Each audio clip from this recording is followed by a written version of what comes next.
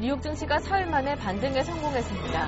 독일 경제지표 호조와 연방준비제도의 조기 양적 완화 종료 우려 완화, 낙폭 과대에 따른 저가 매수가 힘이 됐습니다. 유럽연합 집행위원회가 유로존의 올해 국내 총생산 성장률 전망치를 동전 마이너스 0.1%에서 마이너스 0.3%로 하향 조정하고 실업률 전망치도 높여 잡은 것은 부담으로 작용했습니다. 이번 주말과 다음 주 초에 치러질 이탈리아 총선 우려도 여전했습니다. 다우지수는 0.86%, S&P 500 지수는 0.9%, 나스닥 지수는 0.97% 상승했습니다. 유럽 증시가 사흘 만에 반등에 성공했습니다. 최근 급락에 따른 저가 매수세와 전망치를 능가했던 독일 경기 신뢰 지표가 호조로 작용했습니다. 독일 민간경제연구소가 발표한 2월 기업환경지수는 1월에 104.3에서 107.4로 상승해 10개월 최고치를 기록했습니다.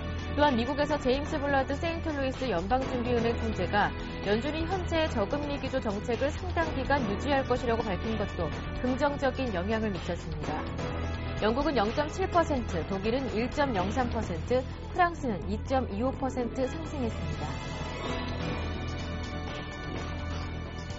제임스 블러드 세인트루이스 연방준비은행 총재는 연방준비제도가 앞으로도 상당 기간 동안 현재 매우 적극적인 부양 기조를 유지할 것이라고 전망했습니다. 그는 현재 연준이 사용하고 있는 부양 정책들은 강력한 효과를 발휘할 수 있는 것들이라며 이같이 밝혔습니다. 에릭 로젠그린 보스턴 연준 총재도 한 포럼에서 연준의 QE3는 연방정부의 자금 조달에도 도움을 주고 있다며 자산 회입에 따른 향후 손실 리스크가 커질 것이라는 이유만으로 판단해서는 안 될 것이라고 밝혔습니다. 유로존 경제 성장이 지난해에 이어 올해에도 또다시 위축세를 지속할 것이며 경제 반등세도 당초 예상보다 더 더딜 것이라고 유럽연합이 전망했습니다. EU 집행위원회는 이날 수정 경제 전망을 통해 올해 유로존의 국내 총생산 성장률이 마이너스 0.3%를 기록할 것이라고 전망했습니다. 또한 실업률은 올해 말 12.2%까지 상승할 것으로 내다봤습니다. 내년 전망에 대해서는 성장세는 플러스로 회복될 것이지만 실제 성장률은 1.4%에 그칠 것이라고 예상했습니다. 국제신용평가기관인 무디스가 영국의 국가신용등급을 최고 등급인 AAA에서 한 단계 낮은 AA1으로 하향 조정했습니다. 평정보고서에서 무디스는 중기적인 경제성장 전망이 여전히 취약한 상태인데다 부진한 경제성장이 2010년대 후반부까지 연장될 수 있을 것으로 우려된다며 중장기적인 성장 부진이 등급 하락의 이유임을 밝혔습니다. 또한 높은 정부 부채와 재정 적자 부담의 결과로 오는 2016년 이전까지 대외적인 경제 충격을 흡수할 수 있는 정부 재무제 피해 능력이 지속적으로 악화될 것이라고도 덧붙였습니다. 지난주 조정 양상을 보였던 뉴욕 증시는 이번 주 제도약이냐 추가 하락이냐의 중대기로에 놓이게 됐습니다.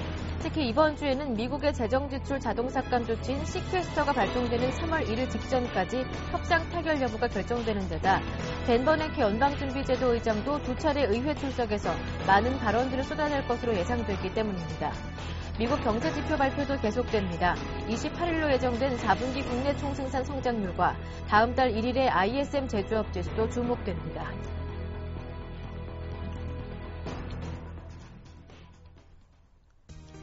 안녕하세요. 굿모닝 대박 예감 김보람입니다. 지난주 코스피는 외국인의 강력한 매수로 2,000선을 회복했습니다.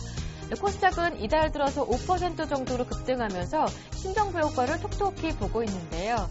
그런 가운데 오늘은 18대 대통령 취임식을 비롯해서 이번 주에 미국 연방정부의 예산 자동삭감을 의미하는 시퀘스터 협상, 그리고 이탈리아 총선 등 정치 이벤트가 줄지어 대기하고 있습니다.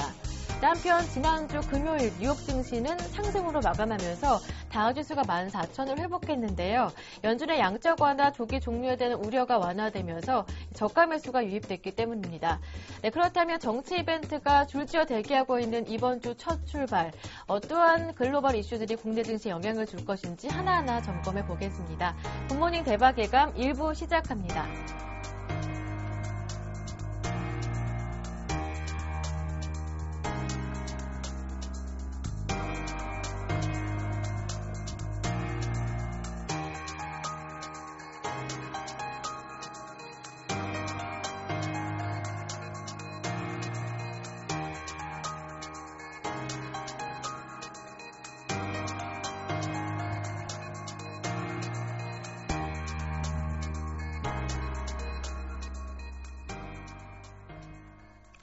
첫 번째 순서는 글로벌 증시와 그리고 야간 선물 동향 점검해보는 순서인데요. 제갈공명 한영섭 전문위원 전화 연결해 보겠습니다. 안녕하세요. 네, 안녕하십니까. 제갈공명입니다. 네, 지난주 금요일 뉴욕 증시는 4일 만에 다시 반등하면서 마감됐는데요. 자세한 내용 들어볼게요. 네, 지난주 금요일 미국 증시는 대상승에 3일 만에 상승 마감하였습니다. 다우지수가 14,000포인트까지 120포인트 상승하고 나스닥 종합지수는 3,161까지 30포인트, S&P 500은 1,515까지 13포인트 상승하였습니다. 유럽 증시의 상승으로 시초가 상승 출발해 반도체 업종과 나스닥 시장을 중심으로 급등해 장중 박스권에 머물기도 하였으나 장막판 랠리로 일중 최고치 부근에 마쳤습니다. 유럽 증시가 대부분 급등하고 나스닥과 기술주 중심으로 상승하면서 전일 시장과 정반대 현상이 전개되었습니다. 양적 완화 조기 종료 논란으로 위축되었던 시장이 되살아나며 투자자들이 저가 매수탄을 놓치지 않으려는 매수 심리가 강하게 작용하여 다우지수가 3일 만에 재차 14,000포인트를 회복하였습니다. 유로존의 올해 성장률이 마이너스 0.3%를 기록하며 침체가 전망됐지만 독일의 2월 재계 신뢰지수가 101.4로 전월 104.3, 예상치 104.9를 상회하며 4개월 연속 상승하면서 2010년 7월 이후 2년 반 만에 최고치를 기록해 경기 회복 신호를 보냈습니다. 또한 세인트루이스 연방준비은행 총재인 제임스 블러드가 향후에도 현재의 경기 부양책이 장기적으로 지속될 수 있다고 하는 등 일부 연준 위원들이 양적 완화 정책을 지속한다는 지지 반응을 하였고 실적을 발표한 휴대백과대가 장중 15% 이상 폭등하는 등 기업들의 실적 발표도 시장에 긍정적으로 작용하였습니다. 반도체, IT, 금융, 운송, 건설, 정보통신, 에너지 업종 등 120개 업종이 상승해 업종 상승률 85%로 상승 업종이 압도적으로 많았습니다. 종목별로는 다우 30 종목 중 25개, 나스닥 100 종목 중 79개, S&P 500 종목 중 418개 종목이 상승해 종목 상승 비율이 80%를 상회하며 상승 종목이 압도적으로 많았습니다. 조정을 주도했던 반도체, 금융, IT 등 주도주들이 재차 시장의 상승을 견인하였고 단타는 저가 매수가 대기하고 있음도 확인시켜 주었습니다. 목요일 실적을 발표한 휴대백과대가 12.28% 폭등하며 이틀간 15% 이상 급등하였고 코바트 오일앤 가스가 11.05% 급등했으며 텍사스 인스트루먼트가 5.23%, 마이크론이 4.43%, 모건 스탠리가 3.29%, 제이시페니가 4.27% 급등한 것을 비롯해 팀벌리클라, 코카콜라, 홈디포, JP모간, 야후, 오라클, 마이크로칩 테크놀로지 등이 상승하며 장세를 주도하였습니다. 미국과 유럽, 캐나다 시장 투자 전략은 단기 조정 후 재차 상승 전환 중에 있습니다. 조만간 다우지수가 14,200포인트를 돌파하며 사상 최고치를 경신하면서 15,000포인트까지 상승이 예상되고 유럽, 캐나다 증시도 동반 강세가 전망되니 강력 매수 지속 전략을 제시하겠습니다. 네, 이어서 야간 선물 마감 동향도 짚어주시죠.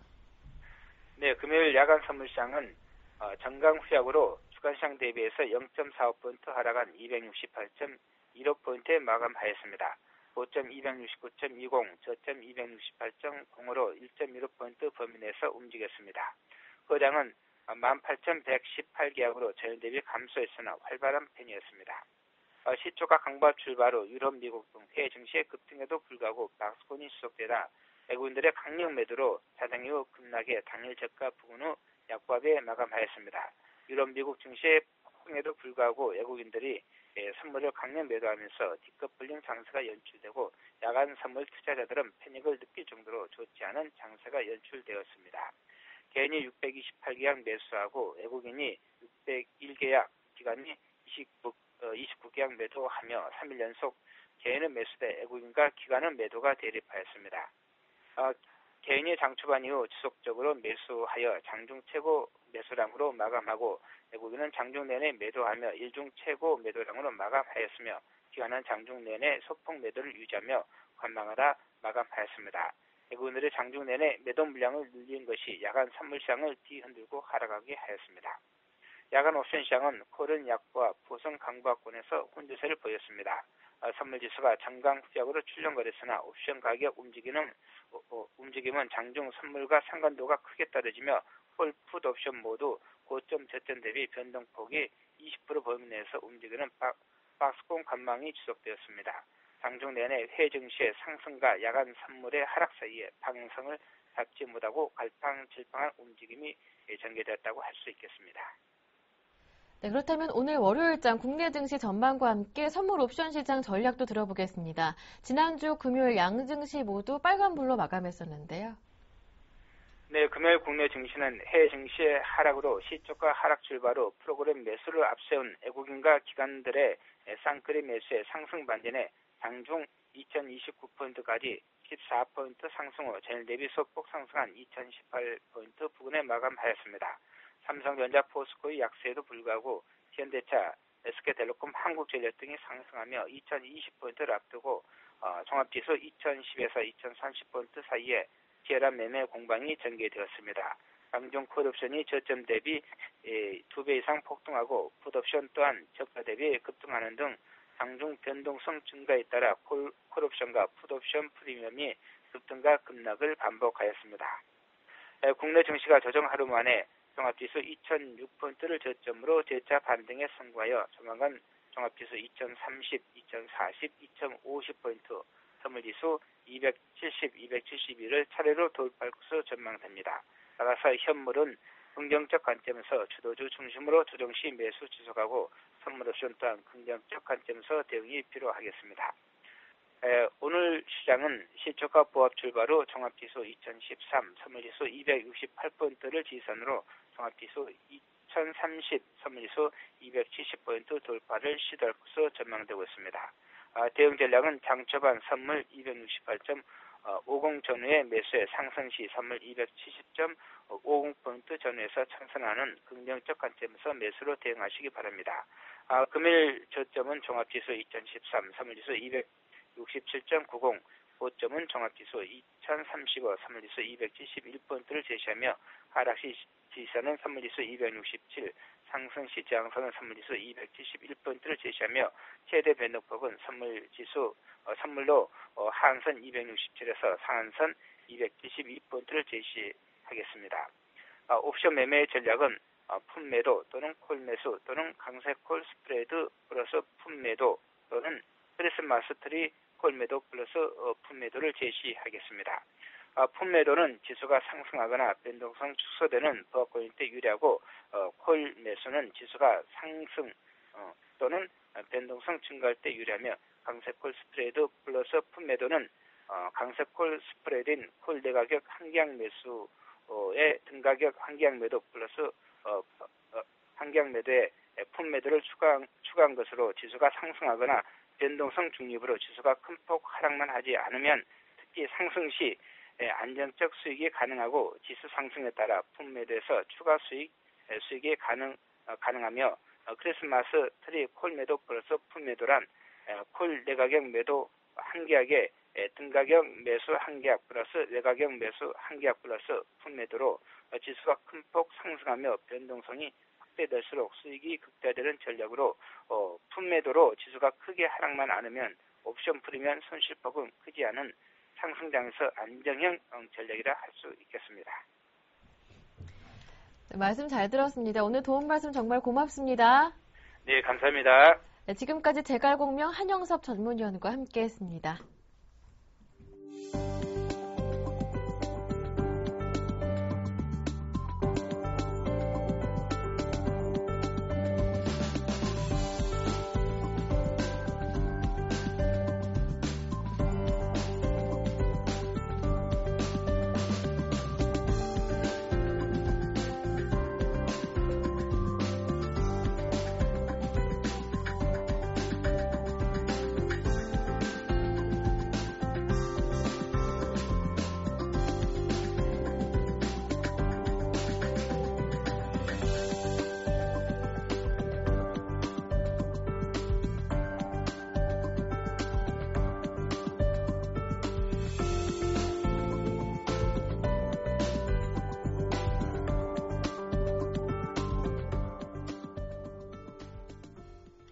네, 이어서 글로벌 증시 주요 이슈를 살펴보겠습니다. 오늘도 레이크쇼어 인베스터스의 이현민 이사님과 함께합니다. 안녕하세요. 안녕하십니까. 네, 무디스가 20일 영국의 신용등급 최고 등급을 결국 박탈했습니다. 예상했던 대로였는데요. 그렇습니다. 예. 최고 등급을 박탈할 수 있다라는 예상을 계속 보냈었죠. 주말에 그 발표를 함으로써 시장의 충격을 좀 줄여주는 그런 그 효과를 냈다라고 볼 수가 있겠습니다. 지난 주말에 무디스가 영국의 국가 신용 등급을 종전 AA에서 AA1으로 한 등급을 강화를 했습니다. 이로써 영국의 국가 신용 등급이 최고 등급에서 한 단계 하향 조정된 그런 흐름으로 나오고 있는데요. 이는 1978년 이후 처음이라고 볼 수가 있겠습니다. 무디스는 국가 부채가 과도하고 이 과도한 부담을 해소하는 데 속도를 내지 못하고 있다는 점을 등급 하향의 배경으로 그 설명을 했습니다. 이에 대해서 오지 오스본 영국의 재무장관은 영국의 국가 신용 등급 하향에도 불구하고 현재의 긴축 이행 기조를 흔들림 없이 이행하겠다라는 내용을 밝혔습니다. 그렇지만 노동당은 거센 비판의 발언을 내놨는데요. 현재의 긴축 정책의 성과가 예상보다 현재 떨어지고 있다는 점을 강력히 비판을 했습니다. 무디스는 이번 등급 하향이 영국의 과도한 긴축 이행의 성과가 더디다는 점을 분명히 해서 이 노동당의 비판과 어느 정도 일치되는 면을 현재 보이고 있다라고 볼 수가 있겠습니다. 또한 그 지금까지 이행되고 있는 긴축 이행의 속도로는 2016년까지 부채 해결의 진전이 없을 것이라는 점을 들면서 이것이 국가 신용 등급을 하향한 배경이라고 다시 한번 친절히 설명한 점을 들 수가 있겠습니다. 네. 무디스가 올해 영국의 경제 성장률도 장담할 수 없다는 점을 들었는데요. 자세한 내용 들어보고 싶습니다. 그렇습니다. 지난해 4분기 때 마이너스 0.3%로 GDP 경제 성장률이 수축세를 가져갔기 때문에 올해 1분기도 영국의 경제 성장률이 마이너스권에 머물 것이라는 것이 현재 대다수 경제 전문가의 공통된 시각이라고 볼 수가 있겠습니다. 이렇게 될 경우 트리플 딥에 빠질 우려도 있는데요. 지난주에 저희가 파운드와의 약세 기조를 한번 말씀을 드렸는데 이런 흐름이 통화 가치에서도 파운드의 가치의 하락으로 지속적으로 나타나고 있는 것으로 볼 수가 있겠습니다. 영국의 경제 성장률을 무디스는 종전 1.4% 올해 성장률 수치에서 1%로 하향을 했는데요. 하반기에 이것이 달성될 수 있을지 여부도 현재 예의주시하고 있다라고 볼 수가 있겠습니다. 무디스가 등급 하향을 한 이후에 이른바 S&P나 피치사가 올해 내로 그 영국의 현재 최고 등급을 내릴 수 있지 않을까 이런 우려도 현재 나오고 있다라고 볼 수가 있겠습니다. 저희가 지난해 프랑스 대선에서 올랑드 대통령이 사르코지 대통령을 누르고 당선된 이유 중에 하나가 사르코지 대통령이 임기 중에 프랑스의 최고 신용 등급을 막지 못했던 점을 들 수가 있겠습니다. 이렇게 보면 캐머런 총리의 입지도 다소 좀 줄어들 수 있는 그런 흐름이라고 볼 수가 있겠는데요. 영국의 주요 그 투자가들과 애널리스트들은 이번 무디스의 등급 하향에 대해서 애써 그 큰 영향이 없을 것이다라고 자비를 하고 있지만 속내는 다소 복잡하다라고 볼 수가 있겠습니다. 네. 이번 무디스의 등급 하향으로 S&P나 아니면은 피치 같은 다른 신용평가사의 등급 조정 가능성은 어떨지 궁금해지는데요. 그렇습니다. 이번에 이제 등급을 하향한 무디스의 경우에는 등급 전망은 안정적으로 유지를 하고 있습니다. 그렇지만 S&P나 피치는 영국의 신용 등급을 트리플 A로 유지를 하고 있지만 등급 전망은 모두 현재 부정적으로 가져가고 있어서 적어도 한 개사가 올해 영국의 국가 신용 등급을 무디스와 같이 한 단계 하향할 가능성도 현재 남아있다라고 볼 수가 있겠습니다. 지난해 영국의 GDP 대비 국가 부채 비율은 68% 정도인데요. 2016년까지 긴축 이행을 하더라도 이 부채 비중은 96%까지 올라갈 것으로 현재 신용평가사들이 보고 있다는 점, 이런 점에서 현재 긴축 이행의 성과가 경제 성장의 활력으로 선순환되는 구조적인 내용을 현재 기다리고 있다라고 볼 수가 있겠습니다. 현재 프랑스의 경우에는 피치만이 최고 등급을 부여하고 있고 S&P와 무디스는 최고 등급을 한 단계 내린 상태입니다. 이번에 영국이 무디스가 최고 등급을 내렸기 때문에 S&P와 피치는 최고 등급을 가져가고 있지만 최근 유럽의 재정위기 국가의 우려가 프랑스와 영국의 국가신용등급 강등으로 나타나는 데서 보듯이 선진국의 내용도 별반 현재 좋지 않은 흐름이 나타나고 있다라는 점, 이런 점이 유념할 점이라고 볼 수가 있겠습니다. 네. 한편 지난 주말 워싱턴에서 열린 오바마 아베 정상회담에서 예상대로 엔저를 용인하는 흐름이 이어졌는데요. 자세한 내용 들어보겠습니다. 그렇습니다. 지난주 초에 이 회담에 대한 전망을 저희가 한번 리뷰를 해드렸는데요.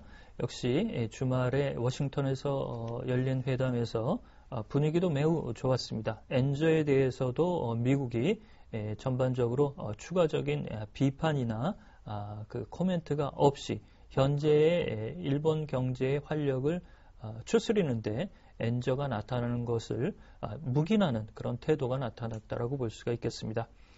아베 오바마 회담이 워싱턴에서 이틀간의 일정으로 열렸는데요. 22일부터 24일까지 열렸습니다.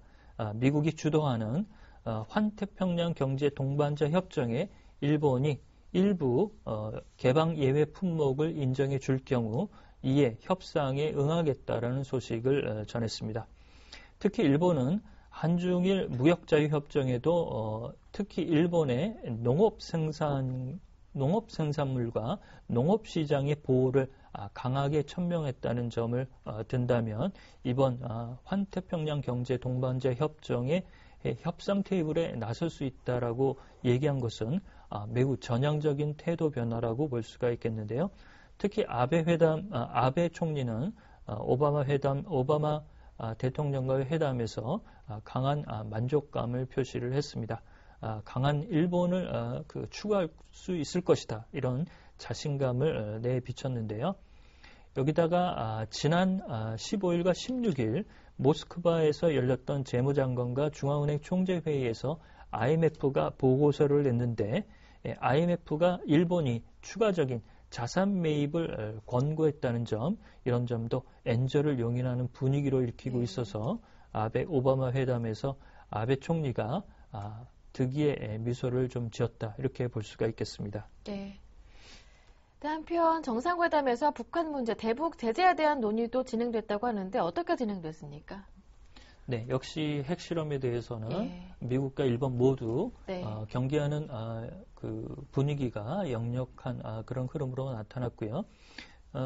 그 금융제재, 이 문제를 아베 총리가 가장 먼저 꺼내 들었는데요. 여기에 대해서 오바마 대통령도 필요하다면 금융제재에 나설 뜻임을 동감을 표했습니다. 현재 미국의 하원에서는 테러 지원국으로 북한을 재지정할 수 있는 부분이 현재 의회에 계류 중인 상태가 있기 때문에 현재 미국과 일본의 이런 공동 보조에 따라서 미국의 입장도 속도를 조절할 수 있을 것으로 보입니다. 미국과 일본 양국의 정상은 유엔 안보리 제재에 대해서 공감대를 표시를 했고요. 특히 헌장 7조인 강제적 대응 내용을 채택하는 데도 그 공감대를 같이 나누는 그런 분위기로 나타났습니다. 그렇지만 이 유엔 대북 제재 결의안에 중국이 현재 반대를 하고 있기 때문에 이 대북 제재안이 3월에 채택될지 여부는 다소 불분명하다라고 볼 수가 있겠는데요. 미일 양 정상이 금융제재뿐만 아니라 대북제재 결의안, 특히 유엔의 대북제재 결의안에서 헌장 7조를 삽입하자는 내용에는 각국이 북한에 대한 강제적인 대응 조치를 관철할 수 있는 내용이 삽입되어 있다는 점, 이런 점을 우리가 조금 더 살펴봐야 될 것으로 볼 수가 있겠습니다. 네, 이번 미일 정상회담에서 엔저를 용인하는 흐름이 이어지면서 국내 환율 문제도 다시 부각될 것 같은데 오늘 공식적으로 취임하게 되는 박근혜 정부의 원화 대응 어떻게 보시는지요? 그렇습니다. 우리로서는 네. 기대한 만큼의 성과는 미일 정상회담에서 우리 쪽에 유리한 국면은 아니라고 볼 수가 있겠습니다. 따라서 이번 주에 빠르면 BOJ 총재 인선도 윤곽이 나올 것으로 보이는데요. 오늘 이제 박근혜 정부가 출범을 하게 됩니다. 현재는 공식 당선인으로 있지만 이제는 이제 박근혜 대통령이라고 불러도 무관할 것으로 보이는데요. 박근혜 대통령은 지난 20일이었죠. 무역협회를 방문한 자리에서 환율 안정에 선제적으로 대응하겠다라는 그 내용을 밝혔습니다. 대통령이 이렇게 환율 문제를 언급하는 것도 굉장히 이례적이라고 볼 수가 있겠는데요. 박근혜 대통령은 이미 미국의 엔저에 대해서 우려를 표하고 있다는 점을 이미 오바마 대통령에게 전달한 그런 흐름입니다. 따라서 엔저가 나타날 경우 선제적인 측면에서 환율 안정을 도모할 그런 흐름으로 나타날 것으로 보입니다. 따라서 현재 한국은행이 그 역할을 시장 친화적으로 조금 더 변화가 나타날 수 있을까, 이런 부분이 시장에서도, 우리 증권 시장에서도 매우 관심이 높아지는 그런 흐름인데요. 이렇게 엔저가 크게 나타나더라도 엔저에 따른 부작용도 크게 일어나고 있습니다. 지난 1월에 무역수지 적자, 일본이 사상 최대치를 가져갔는데요. 엔저에 따른 에너지 수입 부담이 늘어난 것이 이런 그 무역수지가 크게 늘어난 배경이라고 볼 수가 있겠습니다. 따라서 현재의 95엔대에서 100엔대 3차 목표치를 가져가고 있지만 무역수지 등 엔저의 부작용에 따라 속도 조절이 나타나지 않을까, 이런 부분이 관측이 된다라고 볼 수가 있겠습니다. 네, 말씀 잘 들었습니다. 지금까지 레이크쇼어 인베스터스의 이현민 이사님의 말씀을 들어봤습니다. 고맙습니다.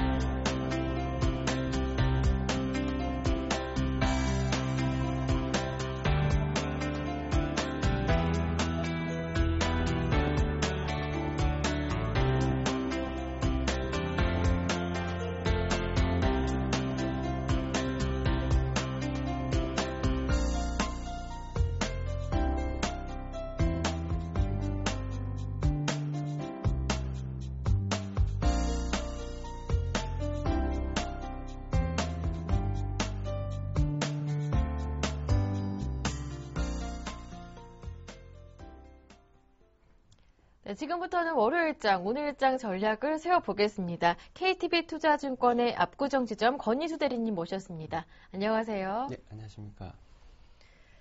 네, 지난주 금요일 코스피는 상승과 하락을 장중에 계속 반복하다가 그래도 플러스로 마감했습니다. 하지만 외국인들의 매수가 또다시 돌아섰다는 점은 조금 아쉽고요. 하지만 코스닥은 외국인 매수 속에 상승폭이 더 컸습니다. 530선을 바짝 추격하면서 마무리가 됐는데요. 먼저 지난주 금요일장부터 정리 부탁드릴게요. 예, 일단 지난주 가장 큰 이슈는 아무래도 FOMC 회의 이후에 양적 완화 조기 종료에 대한 그 우려감, 그게 가장 큰 이슈가 되었던 것 같습니다. 일단 금요일 시장도 전일 그 FOMC 양적 완화 조기 종료 우려 때문에 일단 하락 출발하였습니다. 하락 출발 이후에 장중에 조금 이제 호재적인 뉴스가 나왔는데요.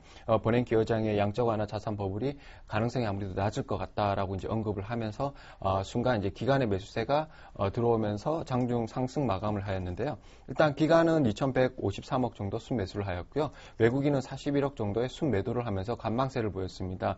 일단 프로그램에서도 차익과 비차익 거래에서 3,942억 정도 매수가 좀 들어오면서 일단 그 코스피 시장에 좀 긍정적인 요인을 보였고요. 업종별로 보았을 때는 보험, 전기가스라든지 의료 정밀 등 대부분의 업종이 강세를 보였지만 전기, 전자라든지 운수, 철강 운수창고, 철강 등은 그동안의 약세에 잇따라서 지속적인 약세를 보였습니다. 일단 최근에 외국인 자금 유입 증가가 계속해서 좀 2월달 들어서 증가되고 있는데요. 1월달 같은 경우에는 외국인 자금 동향이 약 1조 9천억 정도 순매도세를 보였습니다. 하지만 6월 들어가면서 1조 3천억 정도 순매수를 보이고 있는데요. 이런 이유의 가장 큰 원인은 아무래도 디커플링이 해소되는 게 원인이 아닐까라고 좀 말씀을 드리고 싶습니다. 일단 디커플링이 해소되는 그 원인에는 뭐 크게 한 3가지 정도가 있는데요. 첫 번째로는 엔화 약세가 점점 더뎌지고 있다는 점, 그게 가장 큰 디커플링의 해소 요인이고요. 두 번째로는 글로벌 정책 리스크 또한 점차 완화되고 있습니다. 네, 그리고 세 번째로는 글로벌 경기에 대한 기대감도 점차 상승하는 게 거기에 대한 지표들이 조금 더 잘 나오기 때문에 글로벌 경기가 좀 호조가 조금씩 양상이 좋아지지 않을까라고 좀 보여지고 있습니다. 일단 코스피 차트로서 지난주 금요일을 간단하게 설명을 드리겠습니다. 일단 코스피 차트가 최근에 약간 박스권을 보이고 있습니다. 2040포인트에서 한 1800포인트 사이에서 좀 박스권을 지난 8월부터 좀 보여주고 있는데요. 지금 현재는 좀 박스권 상단에 있는 모습을 보여주고 있습니다. 지난주 금요일 양적 완화 우려에 대해서 2007포인트 좀 하락 출발하였는데 장중 호재적인 뉴스로 인해서 좀 종가는 좀 강보합으로 좀 마감을 하는 모습을 보여주었습니다. 다음으로 코스닥 시장은 전일 하루를 제외하고는 7거래일 동안 좀 상승하는 모습을 보여주었습니다. 외국인과 기관의 좀 쌍끌이 매수가 좀 긍정적인 모습이었고 개인은 좀 순매도세를 좀 지속적으로 좀 보여주고 있습니다. 업종별로는 대부분 업종이 좀 하락을 하였는데 건설과 음식료, 기계장비, 컴퓨터 서비스, 오락문화 그동안 좀 많이 고평가되어 있던 그런 업종별로 좀 1% 내외로 하락하는 모습을 보여주었고요. 특이하게 이제 출판 매출 업체가 전일 이제 4% 정도 강세를 보였는데 아무래도 테마주로 이제 3D 프린터가 기술이 좀 관심을 보여주고 있습니다. 최근 미국 시장에서도 3D 기술이 새로운 산업 동향이 되지 않을까라고 이제 뉴스가 나오면서부터 세준과 NPK가 좀 국내 시장에 좀 상한가를 계속 연일 보여주는 모습을 보여주고 있습니다. 또한 삼성전자에서 갤럭시 S4가 헬스케어 기능에 좀 탑재된다는 소식이 전해지면서 비트컴퓨터나 인피니티 헬스케어, 유비케어 같은 종목들이 좀 강세를 보여주고 있습니다. 코스닥 시장 차트도 잠깐 설명해 드리겠습니다. 최근에 좀 강한 모습을 보여주고 있습니다. 코스닥 시장이 거의 연 7일째 강세를 보여주면서 좀 상승을 하면서 이전 고점대를 돌파를 하고 있는 모습입니다. 하지만 전 3년간의 고점인 540포인트에 어느 정도 거의 다다른 모습이기 때문에 조금 그 상승에 대한 상방 경직성을 좀 보여주지 않을까라고 좀 말씀을 드리고 싶습니다. 네, 그렇다면 지난주 금요일장에서 특징 종목은 어떤 종목이 있었습니까? 예, 일단 특징 종목으로는 크게 한 3가지 정도로 좀 말씀드리고 싶은데요. 예. FR텍이 대규모 흑자 전환 소식으로 강세를 보였습니다. 전일 공시에 바로 좀 큰 흑자를 냈다는 소식이 4분기 흑자 소식과 함께 그 다음날 상한가를 모습을 보여주었고요. 인터로조 같은 경우는 해외 시장 확대 기대감에 좀 상승을 하였고 웅진홀딩스 또한 최근에 우려와 다르게 법원의 해생 계획 인가 소식이 나오면서 좀 급등하는 모습을 보여주었습니다. 네, 이렇게 해서 전일장 특징 종목까지 모두 정해봤는데요. 네, 이 국내 증시가 이제 디커플링이 점차 해소되는 분위기를 보여주고 있다라고 말씀해 주셨는데 이번 주가 정말 중요한 주가 될 것 같습니다. 뉴욕 증시나 유럽 증시가 기도가 될 이벤트들이 굉장히 많은데요. 정치 이벤트들이 많이 예정돼 있다고요? 예, 일단 오늘까지 이제 이탈리아 조기 총선이 마감이 됩니다. 24일, 25일 약 이틀간의 이탈리아에서 조기 총선이 있는데요. 일단 가장 큰 우려가 그동안 가반 다수당이 나오지 않는다면은 정부 구성에 실패하겠죠. 그렇게 정부 구성에 실패하게 되면은 아무래도 또 유로존 리스크가 다시 재부각되지 않을까라는 그런 소식이 나오면서 다시 한번 유로존 리스크에 대한 부각 때문에 좀 국내 증시뿐만 아니라 글로벌 증시가 좀 혼조세를 보이고 있는 모습을 보여주고 있습니다. 현재 긴축을 지지하고 있는 민주당과 긴축에 좀 부정적인 모습을 보여주고 있는 자유국민당의 서로 그 양단의 좀 근소한 박빙의 지지율을 보여주고 있는데요. 이런 지지율 차이 때문에 그런 리스크가 재부각되지 않나라고 좀 말씀을 드리고 싶습니다. 하지만 최근에 마리오 몬티 총리가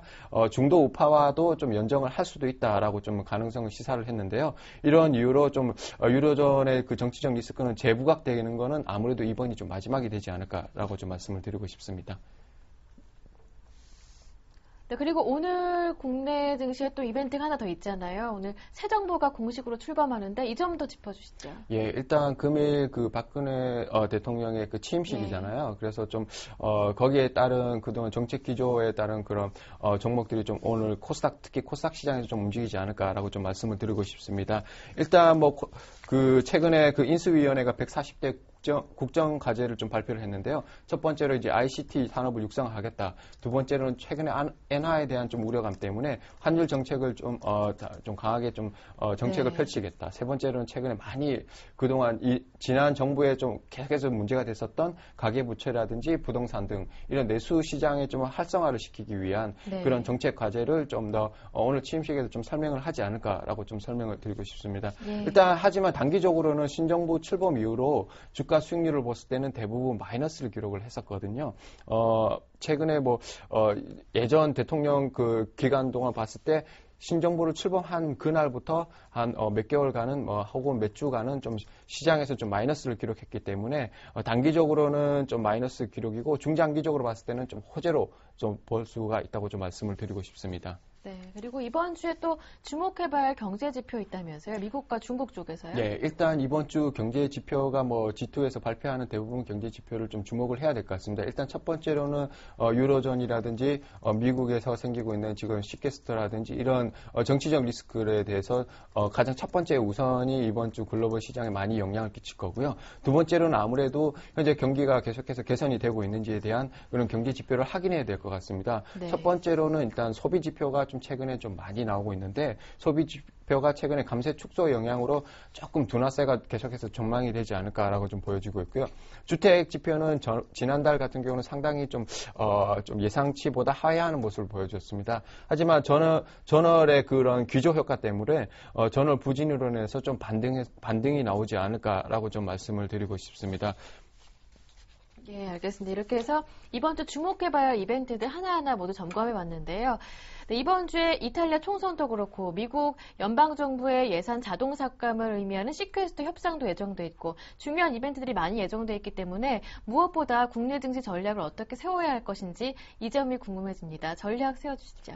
예, 일단 오늘 코스피 시장이 2018포인트 전일 마감으로 인해서 약간 그 이전 고점이 2042포인트에 어느 정도 다다른 모습입니다. 그렇기 때문에 약간 상방 경직성을 좀 보여주지 않을까라고 좀 말씀을 드리고 싶습니다. 일단 첫 번째로는 이번 주 주요 일정이 상당히 많이 포진되어 있습니다. 네.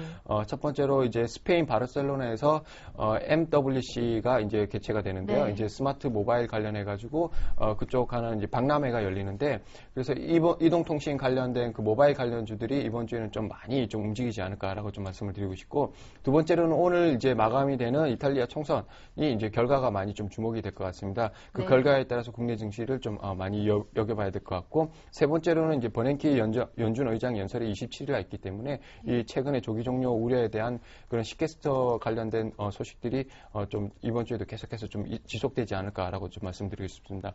특히 오늘장 같은 경우는 이제 박근혜 대통령 취임식이기 때문에 아까도 말씀드렸다시피 최근에 인수위원회가 국정과제를 발표한 내용들을 좀 어떻게 좀 육성을 할 것인지에 대해서 좀 금일 국내 코스닥 시장에서 좀 많이 움직임이 보여줄 것으로 보여지고 있습니다. 네.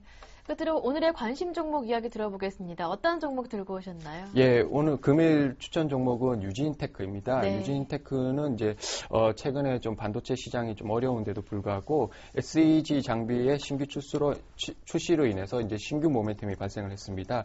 일단 비메모리 사업 쪽으로 영역을 지금 확대하고 있으면서 13년도 컨센서스 기준으로 봤을 때는 퍼가 대략 한 7.3배 수준으로 상당히 그 밸류에이션이 매력적입니다.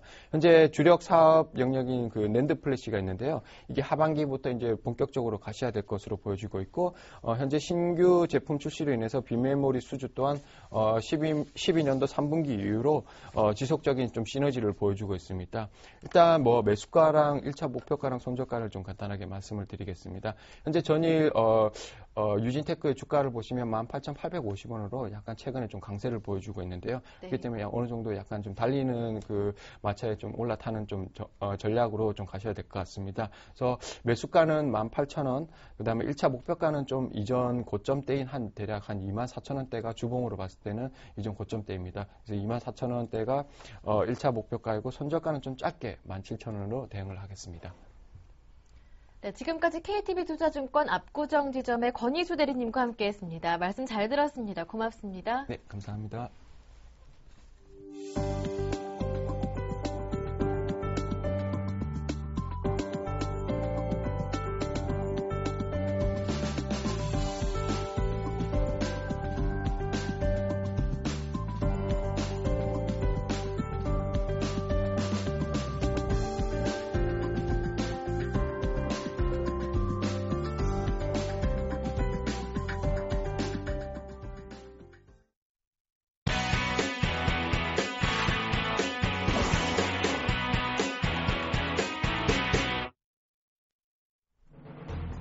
(2월 25일) 월요일 이슈앤이슈 주요 소식입니다.